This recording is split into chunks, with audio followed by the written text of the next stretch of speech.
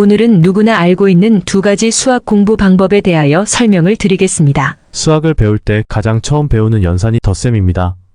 덧셈을 배운 과정을 살펴보겠습니다. 처음 더하기 1을 배웁니다.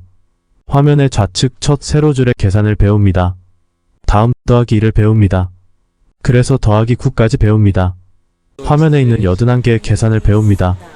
사실은 1 더하기 1부터 9 더하기 9까지 배운다는 것보다는 다 외워질 때까지 반복 연습을 시킨다는 것이 맞는 표현일 것입니다.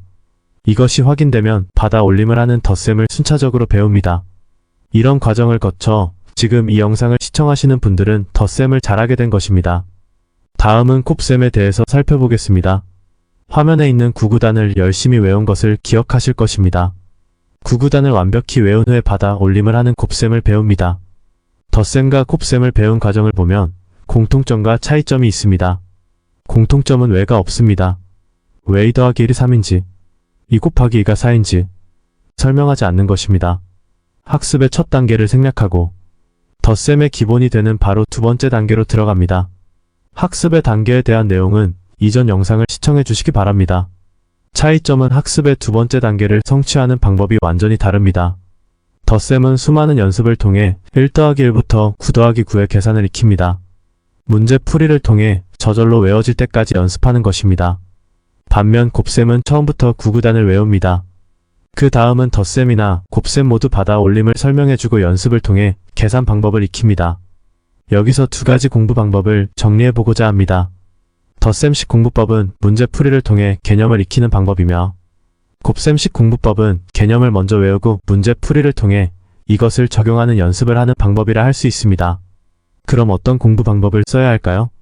어떤 공부법을 쓸 것이냐는 배우는 내용과 학생의 학습 능력에 따라 결정해야 하지만, 초등학생의 경우 덧셈식 공부법으로 수학을 하지만 중학생을 거쳐 고등학생이 되면 곱셈식 공부법으로 공부 방법을 바꿔야 수학을 잘할 수 있습니다.